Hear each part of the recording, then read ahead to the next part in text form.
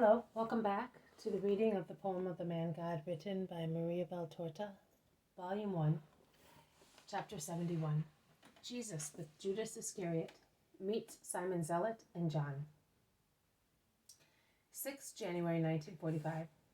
I see Jesus with Judas Iscariot walking up and down near one of the gates of the temple enclosure. Are you sure he will come? Asks Judas. I am certain. He was leaving Bethany at dawn, and at Gethsemane he was to meet my first disciple. There is a pause, then Jesus stops and stares at Judas. He is standing in front of him. He studies him. He then places a hand on his shoulder and asks, Why, Judas, do you not tell me your thoughts? Which thoughts? I have no special thought, Master, at the present moment. I ask you even too many questions. You certainly cannot complain of my muteness. You ask me many questions, and you give me many details on the town and its inhabitants, but you do not unburden yourself to me. What do you think it matters to me, what you tell me about the wealth of people and the members of this or that family?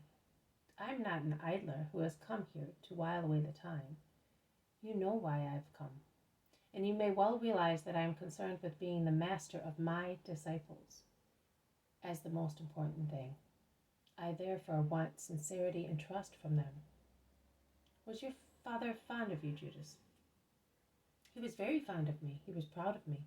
When I went back home from school, and even later, when I went back to Iscariot from Jerusalem, he wanted me to tell him everything. He took an interest in everything I did, and he would rejoice if they were good things. He would comfort me if they were not so good. If sometimes, we all make mistakes. If I had made a mistake and had been blamed for it, he would show me the fairness of the reproach I had received, or the injustice of my action. But he did it so gently. He seemed an older brother. He always ended by saying, I am saying this because I want my Judas to be just. I want to be blessed through my son.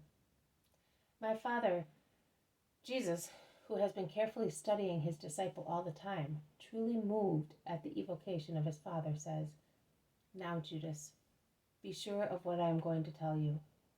Nothing will make your father so happy as your being a faithful disciple.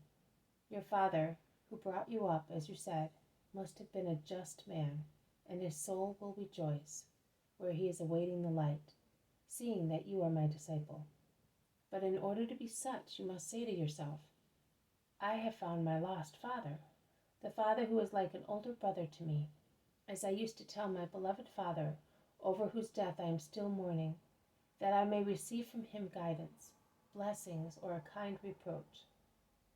May God grant it, and above all, may you behave so that Jesus will always say to you, You are good. Bless you, I bless you.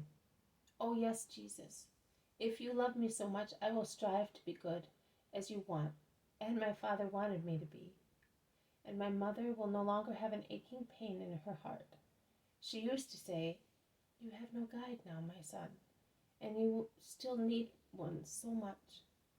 When she knows that I have you, I will love you as no other man could possibly love you. I will love you so much. I do love you. Do not disappoint me. No, Master, I will not.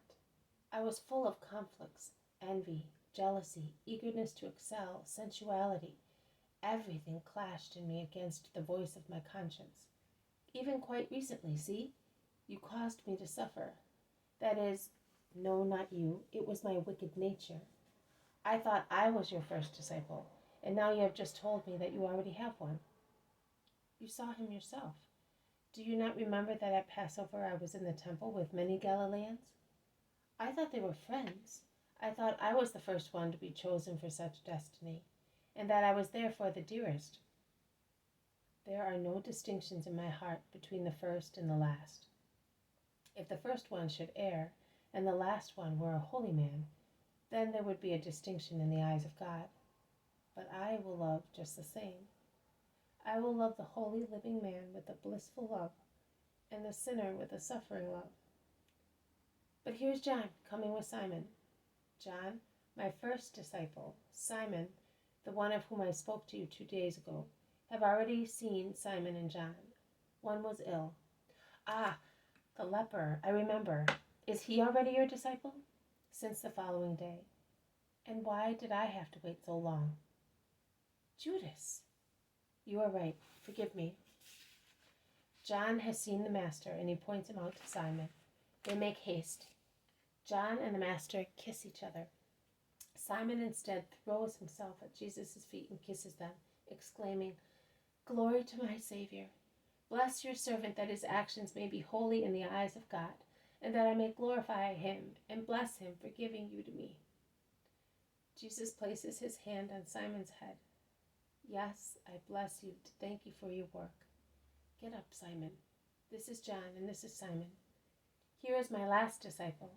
He also wants to follow the truth. He is therefore a brother for you all. They greet each other, the two Judeans inquisitively, John heartily. Are you tired, Simon? Asks Jesus. No, Master. With my health I have recovered a vitality I never felt before, and I know you make good use of it.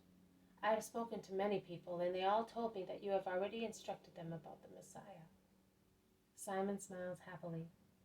Also last night I spoke of you to one who is an honest Israelite. I hope you will meet him one day. I would like to take you to him. That is quite possible. Judas joins in the conversation. Master, you promised to come with me in Judea, and I will. Simon will continue to teach the people on my coming. The time is short, my dear friends, and the people are so many. I will now go with Simon. You two will come and meet me this evening on the road to the Mount of Olives, and we will give money to the poor. Go now. When Jesus is alone with Simon, he asks him, Is that person in Bethany a true Israelite? He is a true Israelite. His ideas are the prevailing ones, but he is really longing for the Messiah. And when I said to him, He is now among us, he replied at once, I am blessed because I am living this hour. We shall go to him one day and take our blessing to his house. Have you seen the new disciple? I have. He is young and seems intelligent. Yes, he is. Since you are a Judean, you will bear more with him than the others will, because of his ideas. Is that a desire or an order? A kind order. You have suffered and you can be more indulgent. Sorrow teaches many things. If you give me an order, I will be totally indulgent to him. Yes, be so. Perhaps Peter, and he may not be the only one, will be somewhat upset seeing how I take care and worry about this disciple. But one day they will understand. The more one is deformed, the more assistance one needs. The others form properly, also by themselves, by simple contact. I do not want to do everything by myself. I want the will of man and the help of other people to form a man. I ask you to help me, and I am grateful for the help. Master, do you think he will be disappointing you? No, but he is young and was brought up in Jerusalem. Oh, near you he will amend all the vices of that town, I am sure. I was already old and hardened by bitter hatred, and yet I have changed completely after seeing you. Jesus whispers, So be it. Then in a loud voice, Let us go to the temple. I will evangelize the people. And the vision ends. This has been a reading from the poem of the Man God, written by Maria Valtorta, Volume 1, Chapter 71, Jesus with Judas Iscariot meets Simon Zealot and John. Thank you for listening. I will see you tomorrow. May God bless you, and may peace be with you.